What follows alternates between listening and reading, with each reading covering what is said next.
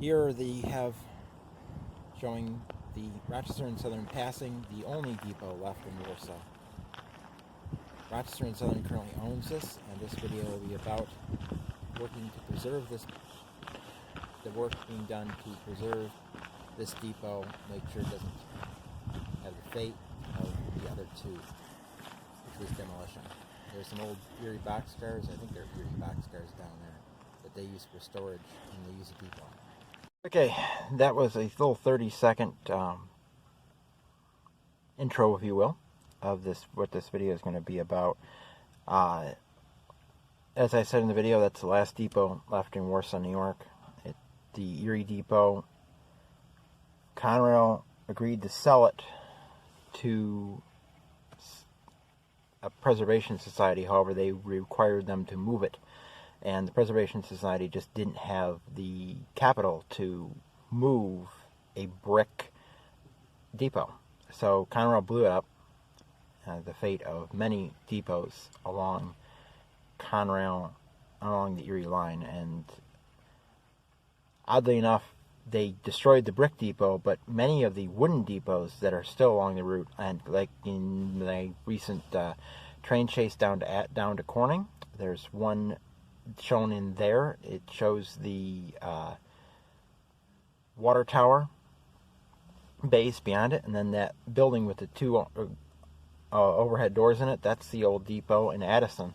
That's still there. And the one in Silver Springs, of course, which you see on many of my videos, that was the depot that was served by the Baltimore, Ohio, and Erie, and then Erie, Lackawanna, and, well, Erie, Lackawanna had, I think they had gotten rid of passenger at that point, because passenger service on the Erie through here ended in 1955, I think. The B&O Freight Depot, I posted a video on that, was demolished. And then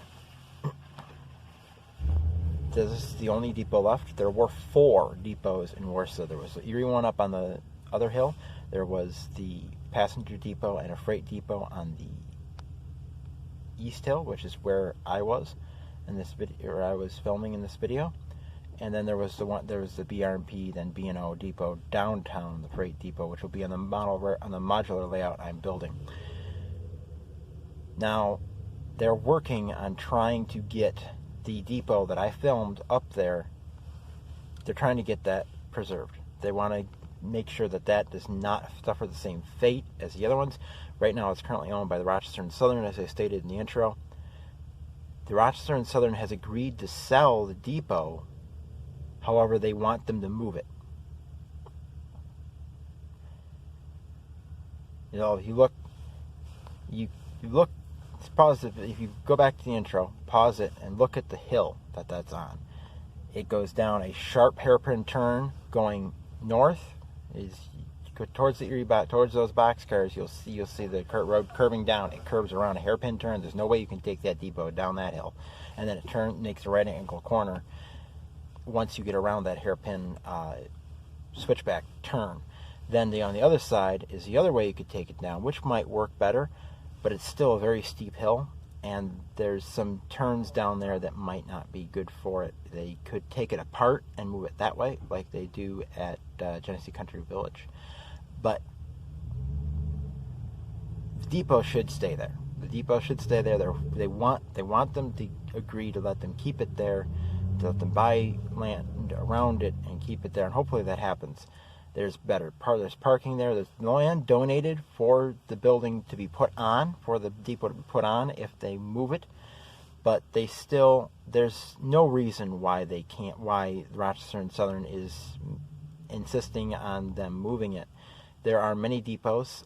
There's one that's been in a video that I've shown. In fact, I think I've shown all of them in videos. There's DNR Depot, which is a restaurant in Leroy.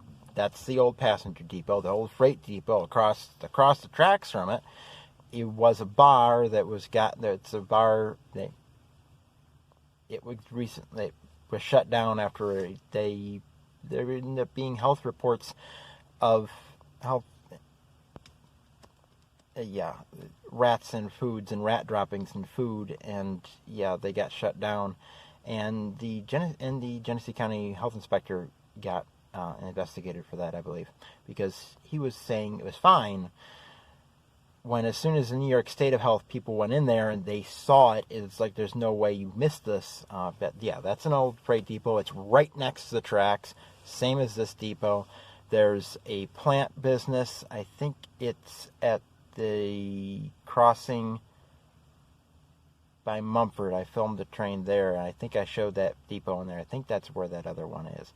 And then there's one next to the tracks that was on the New York Central Depot in Caledonia that's now on the spur. That track is now used to serve Jones Chemical in Caledonia. That also is a depot that is in private use. All along the tracks there is a cafe in Leicester in that depot, and there's a guy working who owns the depot next to the DLNW. One in Leicester is also next to the DLNW, but there's one in Mount Morris that the guy's working on restoring that also was purchased next to the tracks.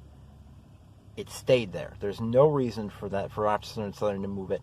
I'm not sure. I'm sure a lot of you would absolutely do your best to try and convince the RNS to sell it. I don't know who to get in contact with that. I'm not involved in the preservation, but hopefully they can get the depot and the land around it. RNS does not need to have them move it. There's, as I said, there's depots all over the place, privately owned, that are right next to the railroad. There's no reason to have them move that. So hopefully that gets done. Meanwhile, I'm working on writing the script for the train show hall, and we'll hopefully get that out soon. Hoping to record it Tuesday. I should have the script done by then. I'm working on it. I worked on it a little bit more today, and I'll work on it when I get home. And I'll probably work on it tomorrow, but that's 2 videos at least. And there's some things in there. In fact, something I think Randall Ellison might be interested in seeing.